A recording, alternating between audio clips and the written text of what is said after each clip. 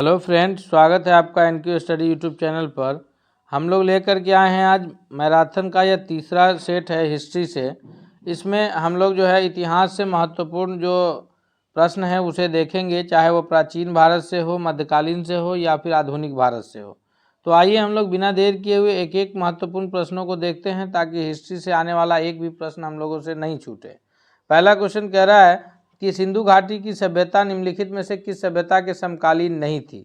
यानी जब इंडिया में सिंधु घाटी सभ्यता जिस वक्त था, तो उस वक्त कौन सी सभ्यता, किन किन देशों में कौन कौन सी सभ्यता चल रही थी। जैसे मिस्र की सभ्यता है, मेसोपोटामिया की सभ्यता है, चीन की सभ्यता है और ग्रीक की सभ्यता है। इन सारी सभ्यताओं में से कौन सी सभ्यता जो है वो सिंधु घाटी सभ्यता के समकालीन नहीं है। तो अगर हम लोग एक एक करके देखें तो जो ये इन चारों ऑप्शन में से जो सबसे सही उत्तर है वो ऑप्शन नंबर डी के रूप में जाना जाएगा। कि जब जिस वक्त जो है इधर हिंदुस्तान में हड़प्पा सभ्यता, मोहनजोदड़ो और ये जो सिंधु नदी और उसकी सहायक नदियों के आसपास की जो सभ्यताएं विकसित हुई थी, तो उस वक्त जो है मिस्र की सभ्यता थी, मेसोपोटामिया की सभ्यता थी, चीन की सभ्यता थी।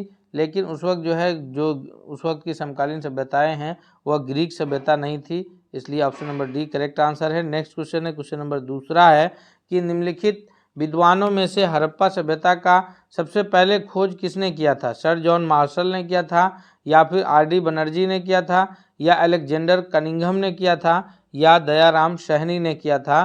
तो दूसरा नंबर क्वेश्चन का जो सबसे सही उत्तर है कि जो हड़प्पा सभ्यता का सबसे पहले खोज करने का जो श्रेय जाता है वह दयाराम सहनी को जाता है। अर्थात इसके लिए जो सबसे सही उत्तर है दूसरा का वो ऑप्शन नंबर डी के रूप में जाना जाएगा। दूसरा क्वेश्चन का सबसे करेक्ट आंसर डी है कि दयाराम सहनी ने हड़प्पा सभ्यता का सबसे पहले खोज करने वाले खोजकर्ता के रूप में जाने जाते हैं। हम एक एक करके सभी महत्वपूर्ण प्रश्नों को देखेंगे। हम आपसे रिक्वेस्ट करते हैं कि अगर आप चैनल पर अब तक नए हैं, चैनल को सब्सक्राइब नहीं किया है, तो प्लीज़ आप चैनल को सब्सक्राइब करके बेल आइकन को दबा लीजिए, ताकि कोई भी वीडियो आए तो सबसे पहले आप तक पहुंचे। साथ ही साथ हम उम्मीद करते हैं कि यह वीडियो आपको बहुत पसंद आएगा, इसलिए आप इस वीडियो को लाइक कीजिए और दोस्तों के बीच शेयर कीजिए, ताकि सभी लोग इससे बेहतर फ़ायदा उठा सके। क्वेश्चन नंबर तीसरा है हमारे स्क्रीन पर, जिसको हम लोग को सुमेलित करना है कि कौन सी स्थल से किस चीज़ के जो है साक्ष्य प्राप्त हुए हैं। लोथल है, कालीबंगन है, धौलावीरा है और बनवाली है। उसमें से जुता हुआ खेत का जो है साक्ष्य कहाँ से प्राप्त हुआ है, गोदीबारा का साक्ष्य कहाँ से प्राप्त हुआ है, पक्की मिट्टी के बने हल की प्रकृति का साक्ष्य कहाँ से प्राप्त हुआ है, और हड़प्पाई लिपि के बड़े आकार के 10 चिन्हों एवं शिलालेख का जो है साक्ष्य कहाँ से प्राप्त हुआ है। तो तीसरा नंबर क्वेश्चन के लिए सबसे सही उत्तर के रूप में कौन जाना जाएगा कि जो लोथल है जी, तो इसका जो सही उत्तर होगा लोथल से गोदीबारा की प्राप्ति, उसके बाद जो है कालीबंगन से जुता हुआ खेत का साक्ष्य प्राप्त होना, धौलावीरा से जो है हड़प्पाई लिपि एवं बड़े आकार के 10 चिन्ह है, और बनवाली से पक्की हुई मिट्टी के ईंट का प्राप्त होना। यानी इस प्रकार जो सही कूट बन रहा है वो ऑप्शन नंबर बी के रूप में सही उत्तर जाना जाएगा।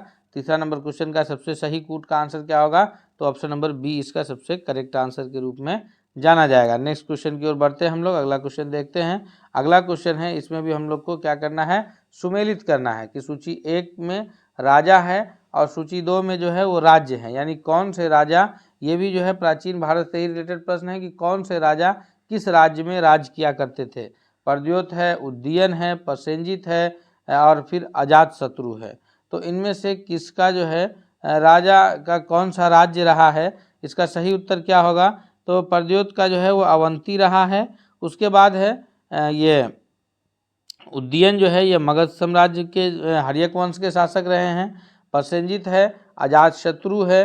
तो ये सभी जो है ये उसी आसपास के समकालीन राजाओं में से हैं। तो इसका जो है उदयन अजातशत्रु के पुत्र हैं। नेक्स्ट इसका चौथा का जो करेक्ट आंसर का कूट बनेगा कि जो प्रसेनजित हैं वो कौशल हैं और अजातशत्रु जो है वत्स, यानी इस प्रकार जो है ऑप्शन नंबर सी के रूप में करेक्ट आंसर बनेगा। नेक्स्ट क्वेश्चन की ओर बढ़ते हैं हम लोग। नेक्स्ट क्वेश्चन कौन सा है, क्वेश्चन नंबर 5 है कि शिशुनाग ने किस राज्य का विलय मगध साम्राज्य में नहीं किया था। शिशुनाग ने जो है अवंती का विलय नहीं किया, वत्स है, कौशल है या फिर काशी है। तो 5वां नंबर प्रश्न के लिए जो सबसे सही उत्तर होगा, शिशुनाग जो है ये शिशुनाग वंश के संस्थापक के रूप में जाने जाते हैं, जो हर्यक वंश के स्थान पे शिशुनाग वंश का मगध साम्राज्य में स्थापना किए थे। तो यह किसका जो है विलय मगध में नहीं किया है? सबसे सही उत्तर है ऑप्शन नंबर डी, यानी काशी का विलय जो है शिशुनाग ने मगध साम्राज्य में नहीं किया है। नेक्स्ट क्वेश्चन की ओर बढ़ते हैं। क्वेश्चन नंबर 6 है कि निम्नलिखित में से किसे सोनिया यानी नियमित और अस्थायी सेना रखने वाला कहा जाता था? सोनिया का लफ्ज सेनिया का लफ्ज जो है वो किसके लिए इस्तेमाल होता था? सेनिया जिसका अर्थ है कि नियमित यानी रेगुलर और अस्थायी परमानेंट सेना रखने वाला, वह बिंबिसार के लिए या अजातशत्रु, उदयन है या फिर शिशुनाग है। तो जिसमें बिंबिसार, अजातशत्रु और उदयन यह एक ही वंश हर्यक वंश के शासक है और शिशुनाग जो है उसी मगध साम्राज्य के दूसरे वंश शिशुनाग की स्थापना करते हैं हर्यक वंश के स्थान पर। तो इसका जो सही उत्तर है वो ऑप्शन नंबर ए के रूप में जाना जाएगा कि जो सेनिया का लफ्ज इस्तेमाल होता है वो बिंबिसार के लिए होता है। नेक्स्ट क्वेश्चन है, क्वेश्चन नंबर 7 है कि सारनाथ में बुद्ध का जो प्रथम प्रवचन है वो किस नाम से जाना जाता है? उसको महाभिनिष्क्रमण कहते हैं या फिर महापरिनिर्वाण कहते हैं, यहाँ या फिर महामस्तकाभिषेक कहते हैं या धर्म चक्र प्रवर्तन कहते हैं। तो महात्मा बुद्ध के जो गृह त्याग की घटना है जिसमें उन्होंने अपना घर त्याग दिया था और सत्य की खोज में निकले थे, वो महाभिनिष्क्रमण कहलाता है। उनके जो प्राण त्याग की घटना है उसको महापरिनिर्वाण कहते हैं। उसी प्रकार जब ज्ञान की प्राप्ति के बाद महात्मा बुद्ध ने अपना जो प्रथम प्रवचन दिया था सारनाथ में उसको धर्म चक्र प्रवर्तन के नाम से जानते हैं। यानी इसका जो सही उत्तर है वो ऑप्शन नंबर डी के रूप में जाना जाएगा। 7वां नंबर क्वेश्चन का सबसे सही उत्तर क्या होगा? ऑप्शन नंबर डी होगा। नेक्स्ट है क्वेश्चन नंबर 8 है। क्वेश्चन नंबर 8 को हम लोग को फिर से सुमेलित करना है सूची 1 को सूची 2 से कि वज्रपाणी है, पद्मपाणी है, मंजूश्री और अमिताभ, ये जो है कौन से देवताओं के लिए इस्तेमाल होता है? तो इसका जो सबसे सही उत्तर बनेगा वो कौन सा बनेगा कि वज्रपाणी इंद्र देवता के लिए तुल्य है, पद्मपाणी जो है वह अवलोकितेश्वर के लिए है, मंजूश्री बुद्धि की परखर करने वाला और अमिताभ जो है वह स्वर्ग का देवता है। अर्थात जो सबसे सही कूट बन रहा है जो एकदम बिल्कुल सुमेलित है यह ऑप्शन नंबर ए के रूप में 8वां नंबर क्वेश्चन का सबसे करेक्ट आंसर होगा। नेक्स्ट क्वेश्चन है, क्वेश्चन नंबर 9 है कि चंद्रगुप्त द्वितीय ने अपने किस विजय की खुशी में चांदी के सिक्के जारी किए थे? जब वो बाल्हिक प्रदेश को जीतने के बाद किए थे या फिर हुनों को परास्त करने के बाद या शकों को पराजित करने के बाद या इनमें से कोई नहीं? तो 9वां नंबर क्वेश्चन का जो सबसे सही उत्तर है कि चंद्रगुप्त द्वितीय ने जो ये किया है चांदी का सिक्का जारी किया है वह शकों को पराजित करने के बाद किया है। अर्थात 9वां का जो करेक्ट आंसर है वो ऑप्शन नंबर सी के रूप में जाना जाएगा। हम लोग चलते हैं नेक्स्ट क्वेश्चन की ओर। अगला प्रश्न देखते हैं। नेक्स्ट क्वेश्चन है क्वेश्चन नंबर 10 है कि वेनसांग फाहियान और वेनसांग जो है वो किनके राज्य में आए थे? तो फाहियान और वेनसांग जो है ये दो प्रमुख चीनी यात्री है जो यहाँ शिक्षा ग्रहण करने आए थे। तो उस वक्त शासन किसका चल रहा था?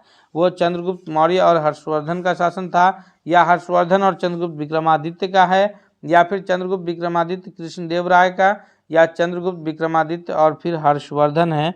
तो इसका जो सबसे सही उत्तर बनेगा वह कौन सा होगा? इसका सबसे करेक्ट आंसर के रूप में जो कूट है वो ऑप्शन नंबर डी के रूप में जाना जाएगा कि चंद्रगुप्त विक्रमादित्य और फिर हर्षवर्धन के शासनकाल में फाहियान और वेनसांग जो है क्रमशः भारत यहाँ आए और शिक्षा ग्रहण किए। तो अगला है 11वां नंबर क्वेश्चन है कि काव्य शैली का प्राचीनतम नमूना किसके अभिलेख से मिलता है? काव्य शैली का जो सबसे प्राचीनतम नमूना है वह रुद्र दमन से मिलता है या अशोक के अभिलेख से या राजेंद्र के या इनमें से कोई नहीं? तो ऑप्शन नंबर ए जो है इस प्रश्न का 11वां नंबर क्वेश्चन का सबसे करेक्ट आंसर है कि काव्य शैली का जो प्राचीनतम नमूना है वह रुद्र दमन अभिलेख से मिलता है। नेक्स्ट है क्वेश्चन नंबर 12 है कि चालुक्य विक्रम संवत का प्रचलन किसने किया? चालुक्य विक्रम संवत का जो प्रचलन है वह तैलप द्वितीय ने या सोमेश्वर प्रथम ने या विक्रमादित्य छठे ने या फिर सोमेश्वर चौथे के द्वारा किया गया था? तो चालुक्य विक्रम संवत का जो प्रचलन है वह विक्रमादित्य छठा के द्वारा किया गया, यानी ऑप्शन नंबर सी जो है 12वां नंबर क्वेश्चन के लिए वह करेक्ट आंसर है। क्वेश्चन नंबर 13 है कि दिल्ली पर शासन करने वाले वंशों का सही क्रम कौन सा है? यानी दिल्ली सल्तनत की जो स्थापना होती है, अब हम लोग चले एक एक करके मध्यकालीन से भी रिलेटेड प्रश्नों को देखते हैं जो कुछ महत्वपूर्ण है, फिर हम लोग जो अधिकांश आधुनिक भारत से रिलेटेड महत्वपूर्ण प्रश्न है उसे भी हम देखेंगे। इसलिए हम आपसे रिक्वेस्ट करते हैं कि ये वीडियो पर अगर आप अब तक चैनल पर नए हैं तो प्लीज़ आप चैनल को सब्सक्राइब करके बेल आइकन को दबा लीजिए, ताकि कोई भी वीडियो आए तो आपको मिले। और साथ ही साथ आपको ये वीडियो हम उम्मीद करते हैं बहुत पसंद आएगा, इसलिए आप प्लीज़ एक बार इस वीडियो को लाइक कीजिए और दोस्तों के बीच भी शेयर कीजिए। 13वां नंबर क्वेश्चन है कि दिल्ली सल्तनत के जो वंशों का शासन रहा है उसमें से कौन सही क्रम है। तो दिल्ली जो सल्तनत काल में 5 वंशों ने अलग अलग कालक्रम में शासन किया है, जिसमें पहले वंश के रूप में जो शासन रहा है वह गुलाम वंश का रहा है। उसके बाद जो है दूसरे वंश के रूप में जो शासन रहा है वह खिलजी वंश का रहा है। तीसरे वंश के रूप में जो शासन रहा है वह तुगलक वंश का रहा है। चौथा जो है वह सैयद है। और अंतिम 5वां वंश जिसको हरा करके बाबर ने यहाँ मुगल शासन की स्थापना किया है वह लोधी वंश का रहा है। तो इस प्रकार पहला, दूसरा, फिर 5वां, फिर चौथा, फिर तीसरा सही कूट ऑप्शन नंबर बी के रूप में आंसर आएगा कि दिल्ली सल्तनत पर इस प्रकार जो है वंशों का सही क्रम शासनकाल का। 14वां नंबर क्वेश्चन है, यहाँ भी हम लोग को सुमेलित करना है कि सूची 1 को सूची 2 से सुमेलित करना है। हिंदुओं पर दिया जाने वाला कर, युद्ध में लूट का 1/5 भाग, मुस्लिमों के द्वारा दिया जाने वाला भूमि कर और फिर मुस्लिमों पर लगने वाला आर्थिक कर, कौन सा सुमेलित सही होगा। तो हिंदुओं के द्वारा जो है दिया जाने वाला कर जो है यह खराज के नाम से जाना जाता था। उसी प्रकार युद्ध में जो लूट का 1/5 भाग है वो खुम्स के नाम से जाना जाता था। और फिर जो है यह मुस्लिमों के द्वारा दिया जाने वाला भूमि कर उस्र और मुस्लिमों पर लगने वाला आर्थिक कर जकात। तो ये इस प्रकार जो सबसे इसका सही सुमेलित कूट बन रहा है वो ऑप्शन नंबर ए के रूप में 14वां नंबर प्रश्न का जो सबसे करेक्ट आंसर है वो ऑप्शन नंबर ए है। नेक्स्ट क्वेश्चन की ओर बढ़ते हैं। क्वेश्चन नंबर 15 है कि भक्ति को दार्शनिक आधार पर प्रदान करने वाले प्रथम आचार्य कौन थे। भक्ति को दार्शनिक आधार प्रदान करने वाले जो प्रथम आचार्य है वो रामानुजन है, या फिर शंकराचार्य है, या मध्वाचार्य है, या वल्लभाचार्य है। तो इसका जो सबसे सही उत्तर है वो ऑप्शन नंबर ए के रूप में जाना जाएगा कि रामानुज आचार्य जो है ये भक्ति को दार्शनिक प्रदान करने वाले प्रथम आचार्य हैं। नेक्स्ट है क्वेश्चन नंबर 16 है हमारे स्क्रीन पर कि सूफी संत ख्वाजा मोइनुद्दीन चिश्ती किसके शासनकाल में राजस्थान आए थे। तो ख्वाजा मोइनुद्दीन चिश्ती का जो ये है वो राजस्थान में ही है। तो यह किनके शासनकाल में यहाँ आए थे। महाराणा प्रताप का शासनकाल था, या राणा संगा का था, राणा कुंभा का, या पृथ्वीराज चौहान का। तो जो 16वां नंबर क्वेश्चन है सबसे सही उत्तर के रूप में ऑप्शन नंबर डी जाना जाता है कि मोइनुद्दीन चिश्ती जो है वो ख्वाजा मोइनुद्दीन चिश्ती पृथ्वीराज चौहान के शासनकाल में राजस्थान आए। नेक्स्ट क्वेश्चन है क्वेश्चन नंबर 17 है कि किस सूफी संत को सुल्तान तराकीन यानी सन्यासियों के सुल्तान की उपाधि मिली है। सुल्तान तराकीन जो है वो ख्वाजा कुतुबुद्दीन ऐबक को कहा जाता है, या फिर शेख हमीमुद्दीन नागौरी को, या फिर शेख सलीम चिश्ती को कहा जाता है, या इनमें से कोई नहीं। तो 17वां नंबर क्वेश्चन का जो सबसे सही उत्तर होगा कि सुल्तान तारिकीन के नाम से जिस को जाना जाता है वह शेख हमीमुद्दीन नागौरी है, अर्थात ऑप्शन नंबर बी के रूप में जो है इसका सबसे सही उत्तर है। नेक्स्ट है क्वेश्चन नंबर 18 है कि कौन सा पहला मुगल शासक था जिसने कुषाण साम्राज्य के पतन के बाद भारतीय साम्राज्य में काबुल व कंधार को शामिल किया। बाबर है, हुमायूं है, अकबर है, या फिर जहांगीर है। तो ये जो 18वां नंबर क्वेश्चन का सबसे सही आंसर होगा वह है कि मुगल साम्राज्य के संस्थापक बाबर थे, जिन्होंने जो है कुषाण साम्राज्य के पतन के बाद भारतीय साम्राज्य में काबुल कंधार को मिलाया। ऑप्शन नंबर ए के रूप में ही 18वां का आंसर जाना जाएगा। नेक्स्ट है क्वेश्चन नंबर 19 है कि मयूर सिंहासन पर यानी तख्ते ताऊस जिसको कहते थे, तख्ते ताऊस पर बैठने वाला जो अंतिम मुगल बादशाह है वो कौन है। वो शाह आलम प्रथम है, या मोहम्मद शाह जिसका रंगीला बादशाह के नाम से है, या बहादुर शाह है, या फिर जहांदर शाह है। तो 19वां नंबर क्वेश्चन का जो सबसे सही उत्तर है कि तख्ते ताऊस पर जो बैठने वाला अंतिम मुगल बादशाह है वह मोहम्मद शाह रंगीला है। ऑप्शन नंबर बी के रूप में जो है 19वां नंबर क्वेश्चन का सबसे सही उत्तर क्या होगा, ऑप्शन नंबर बी इसका सबसे करेक्ट आंसर है। क्वेश्चन नंबर 20 है कि मुगलों में नवरोज के जो त्यौहार है वह कहाँ से लिया गया था। नवरोज का जो त्यौहार है वो पारसियों से लिया गया था, यहूदियों से लिया गया था, या मंगोलों से, या फिर तुर्कों से। तो मुगलों में जो नवरोज का त्यौहार का प्रचलन हुआ यह त्यौहार पारसियों से लिया गया था, अर्थात जो 20वां नंबर क्वेश्चन का सबसे सही उत्तर है वह ऑप्शन नंबर ए के रूप में सबसे करेक्ट आंसर जाना जाएगा। नेक्स्ट है क्वेश्चन नंबर 21 है कि किस बादशाह के आदेश पर मुगल सेना ने 1686 ईस्वी में हुगली पर आक्रमण कर अंग्रेजों को बाहर निकाला था। उस वक्त औरंगजेब का आदेश था या शाहजहां का या जहांगीर का या फिर इनमें से कोई नहीं। तो 21वां नंबर क्वेश्चन का जो सबसे सही उत्तर होगा कि जिस बादशाह के आधार पर मुगल सेना ने 1686 में हुगली पर आक्रमण कर अंग्रेजों को बाहर किया वो औरंगजेब का आदेश था, क्योंकि उस वक्त जो शासन चल रहा था 1686 में वो औरंगजेब का था। और औरंगजेब की जो मृत्यु होती है वो 1707 ईस्वी में होती है और उसके पश्चात जो है औरंगजेब की मृत्यु के पश्चात जो मुगल शासन है वो कमज़ोर होता है और धीरे धीरे जो है पूरे भारत पे अंग्रेजों का शासन प्रारंभ हो जाता है। नेक्स्ट क्वेश्चन की ओर बढ़ते हैं। अगला क्वेश्चन कौन है? क्वेश्चन नंबर 22 है कि निम्नलिखित में से 1929 में all India trade union Congress की अध्यक्षता किसने की थी? यह एम.एन. रॉय के द्वारा किया गया था या फिर एन.एम. जोशी हैं या जवाहरलाल नेहरू हैं या फिर नारायण जयप्रकाश है? तो 22वां नंबर क्वेश्चन का जो सबसे करेक्ट आंसर है कि जो 1929 में all India trade union Congress की जो अध्यक्षता है वो एम.एन. जोशी के द्वारा किया गया, यानी ऑप्शन नंबर बी जो है 22वां नंबर क्वेश्चन के लिए करेक्ट आंसर है। हम इससे आगे जितने भी प्रश्न देखेंगे वो सभी जो है आधुनिक भारत से यानी मॉडर्न इंडियन हिस्ट्री से रिलेटेड प्रश्न होंगे। हम उम्मीद करते हैं कि यह प्रश्न आपको बहुत पसंद आएगा और साथ ही साथ यह आपके परीक्षाओं में बहुत लाभकारी सिद्ध होगा। अतः आप अब तक अगर चैनल पर नए हैं, चैनल को सब्सक्राइब नहीं किया है तो प्लीज़ चैनल को सब्सक्राइब कीजिए और साथ ही साथ वीडियो को लाइक और दोस्तों के बीच भी शेयर कीजिए। क्वेश्चन नंबर 23 क्या कह रहा है कि निम्नलिखित में से किसने 1857 के विद्रोह को एक षड्यंत्र की संज्ञा दिया है? वो जेम्स आउट्रम व डब्ल्यू टेलर हैं या सर जॉन के हैं या सर जॉन लॉरेंस है या फिर टी.आर. होम्स है? इसमें से किन्होंने जो है 1857 के विद्रोह को एक षड्यंत्र बताया है? तो इसका जो सबसे सही उत्तर है वो ऑप्शन नंबर ए के रूप में जाना जाएगा कि जेम्स आउट्रम और डब्ल्यू टेलर हैं। यानी 23वां नंबर प्रश्न का जो सबसे करेक्ट आंसर है वो कौन सा है? तो ऑप्शन नंबर ए इसका सबसे सही उत्तर है। नेक्स्ट क्वेश्चन की ओर बढ़ते हैं। क्वेश्चन नंबर 24 है कि 1857 के विद्रोह में जो बरेली से नेतृत्व है वो कौन कर रहे थे? बरेली से जो है 1857 के विद्रोह का नेतृत्व खान बहादुर कर रहे थे या वीर कुंवर सिंह? तो वीर कुंवर सिंह तो होंगे नहीं, क्योंकि ये तो बिहार के आरा से कर रहे थे। मौलवी अहमद शाह हैं या फिर बिरजिश कादिर हैं? तो इसका जो सही उत्तर है वो ऑप्शन नंबर ए के रूप में जाना जाएगा कि बरेली से जो नेतृत्व कर रहे थे वो खान बहादुर कर रहे थे।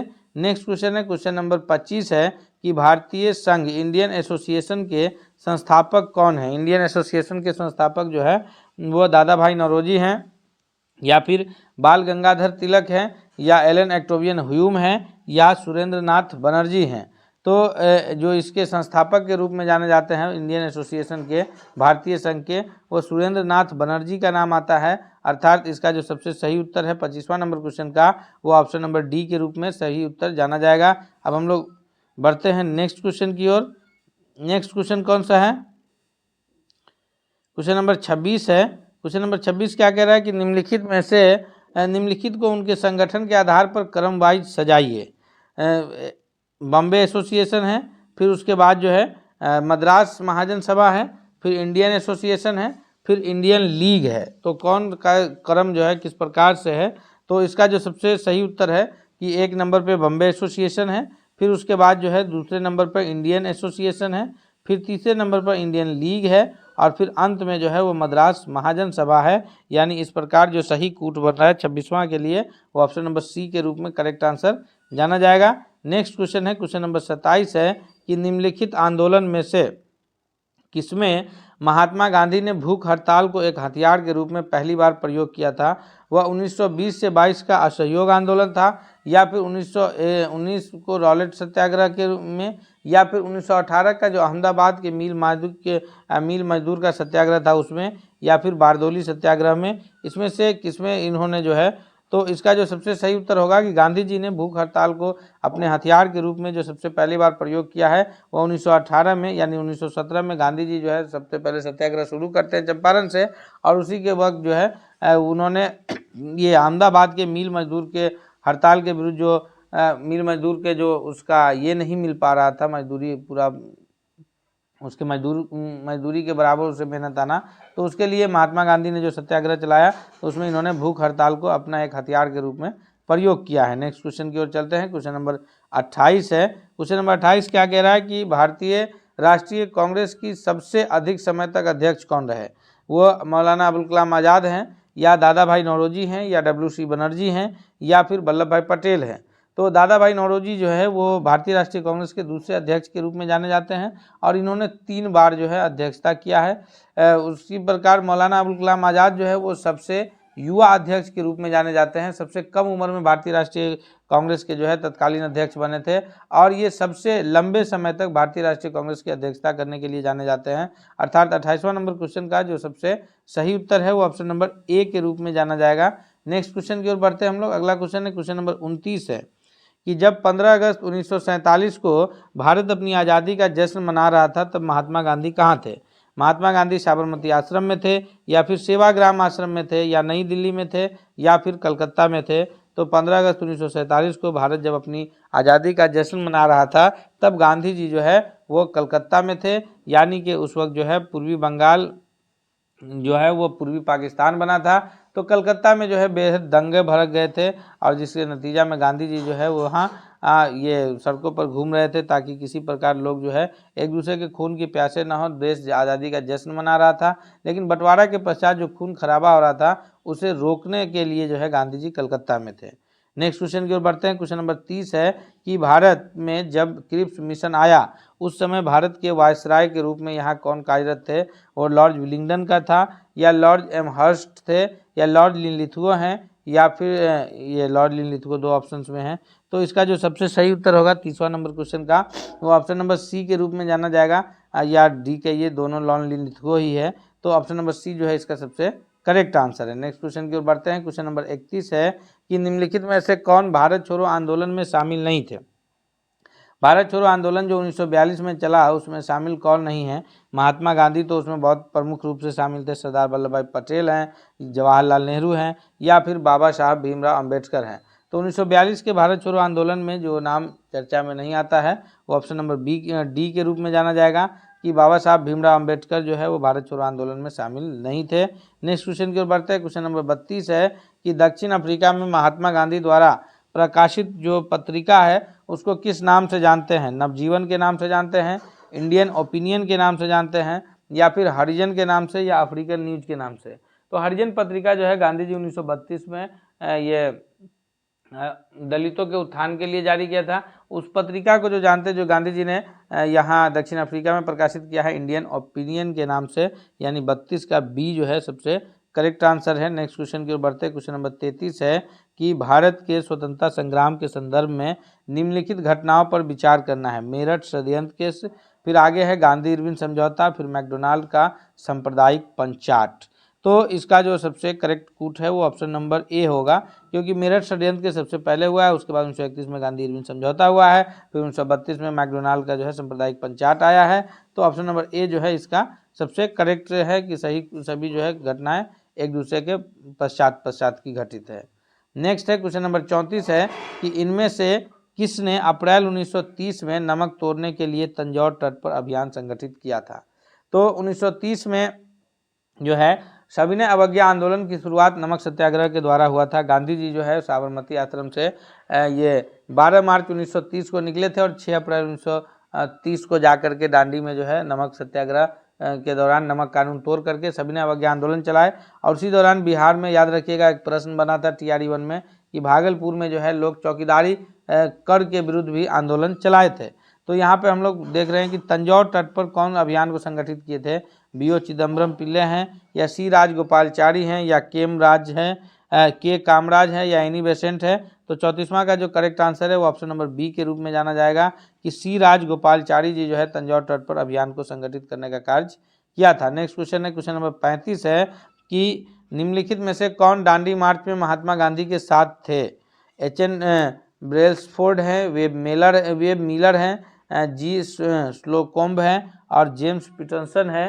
तो इसका जो सही उत्तर है 35वां नंबर प्रश्न के लिए कि जो दांडी मार्च में महात्मा गांधी जी के साथ थे वो वेब मिलर थे, अर्थात ऑप्शन नंबर बी के रूप में 35वां नंबर क्वेश्चन का सबसे करेक्ट आंसर जाना जाएगा। नेक्स्ट क्वेश्चन है क्वेश्चन नंबर 36 है कि मुस्लिम लीग ने निम्नलिखित में से किस अधिवेशन में मोहम्मद अली जिन्ना ने अपना 14 सूत्री प्रस्ताव रखा था? यह 1927 में या 1928 में या फिर 1929 में या 1930 में? तो मोहम्मद अली जिन्ना के द्वारा जो 14 सूत्री मांग रखा गया था यह 1929 में रखा गया था, अर्थात 36वां नंबर क्वेश्चन का जो सबसे सही उत्तर है वो ऑप्शन नंबर सी के रूप में जाना जाएगा।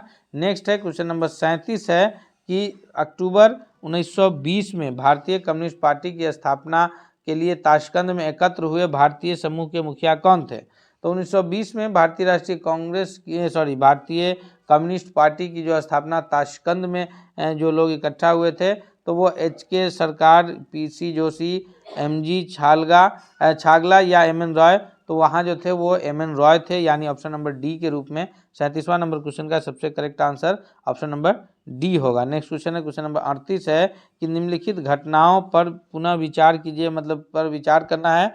नील विद्रोह, संथाल विद्रोह, दक्कन दंगा और सिपाही विद्रोह। तो सबसे पहला जो इसमें घटना है वो है ये संथाल विद्रोह 1855 से 57 के बीच का। उसके बाद जो 1857 में सिपाही विद्रोह है, तो यानी दूसरा आएगा 1 नंबर पर, चौथा आएगा 2 नंबर पे। उसके बाद जो घटनाएं घटित है वह कौन सी है? फिर उसके बाद जो घटना है वो है नील विद्रोह और अंत में दक्कन दंगे हुए हैं, यानी 2, 4, 1, 3 ऑप्शन नंबर डी जो है 38वां नंबर प्रश्न के लिए सबसे करेक्ट कूट है। नेक्स्ट क्वेश्चन है क्वेश्चन नंबर 39 है। यहाँ भी हम लोग को क्या करना है कि सुमेलित करना है। विद्रोह है और क्षेत्र है। मोपला विद्रोह, पावना विद्रोह, एका आंदोलन, बिरसा मुंडा का विद्रोह बिहार, केरल, बंगाल और अवध में कौन कहाँ था? तो इसका जो सबसे सही उत्तर है कि मोपला विद्रोह जो है यह केरल में हुआ है। उसके बाद जो है ये पावना विद्रोह जो है यह बंगाल के क्षेत्र में हुआ है। एक्का आंदोलन जो है यह अवध के क्षेत्र में हुआ है और बिरसा मुंडा का विद्रोह जो है यह बिहार की धरती में हुआ है। अर्थात जो सबसे सही आंसर है वो ऑप्शन नंबर ए के रूप में सही कूट जाना जाएगा कि 39 का जो करेक्ट आंसर है वो ऑप्शन नंबर ए है। नेक्स्ट है क्वेश्चन नंबर 40 है कि अस्पृश्यता यानी कि छुआछूत की जो अपराध अधिनियम पारित हुआ है यह कब हुआ है? 1935 में, 45 में, 55 में या फिर 1965 में? तो 40वां नंबर क्वेश्चन का जो सबसे करेक्ट आंसर है वो ऑप्शन नंबर सी है कि अस्पृश्यता यानी कि छुआछूत को अपराध बनाने का जो अधिनियम पारित हुआ है वह 1955 में पारित हुआ है। इस प्रकार अभी जो है हम लोग इतिहास से रिलेटेड महत्वपूर्ण 40 प्रश्नों को, प्राचीन, मध्यकालीन और आधुनिक भारत से रिलेटेड प्रश्नों को एक एक करके देखे हैं। हम उम्मीद करते हैं कि यह वीडियो आपको बहुत पसंद आया होगा, इसलिए आपसे रिक्वेस्ट है कि आप चलते चलते वीडियो को लाइक कीजिए और दोस्तों के बीच शेयर कीजिए ताकि सब लोग इससे बेहतर फ़ायदा उठा सके। साथ ही साथ दोस्तों, अगर आप अब तक चैनल पर नए हैं, चैनल को सब्सक्राइब नहीं किया है तो प्लीज़ आप एक बार चैनल को सब्सक्राइब करके बेल आइकन को दबा लीजिए ताकि कोई भी वीडियो आए तो सबसे पहले आप तक पहुँचे। हम मिलते हैं अगले दिन अगले सब्जेक्ट के मैराथन प्रश्नों के साथ। तब तक के लिए धन्यवाद।